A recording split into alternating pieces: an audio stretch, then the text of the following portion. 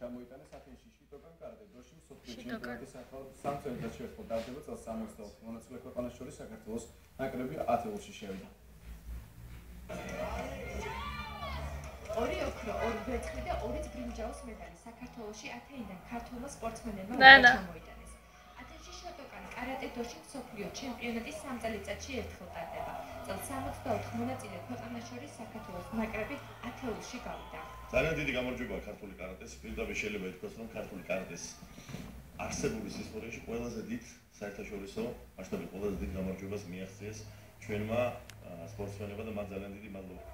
ძველი ბერძნული მითების ქალაქში შეიძლება ითქვას ქართული ქალის სინაზის მითით დანიშნა. ქალთა შორის პირველი ადგილი და ოქროს medali სწორედ ქართულმა სპორტსმენებმა დაიმსახურეს. წარმატებისკენ მიმავალი გზა რთული იყო, თუმცა წარმატება ამად ღირდა, ასე ფიქრობენ დღეს უკვე ოქროს მედალოსნები.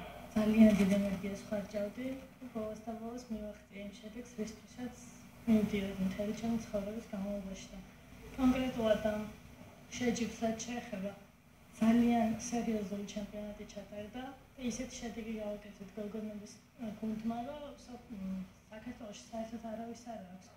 ქართულ ნაკრებს ათენში მეორე ოქროს medali და თასი გოგი და არქანია მოუტანა. სწრაფი მოძრაობებით მან ფინალში რუმინელ მოწინააღმდეგეს წლია. ეს საწყალია შეჯიბრი იყო ყველა ბრძოლა, ყველა ოთხი ბრძოლა, 7 ბრძოლა ჩავატარე და ყველა ძალიან ძლიერი მეტოქეები შეხვდა, ყველა ურთულეს და დაბრძოლაში მოვიდა.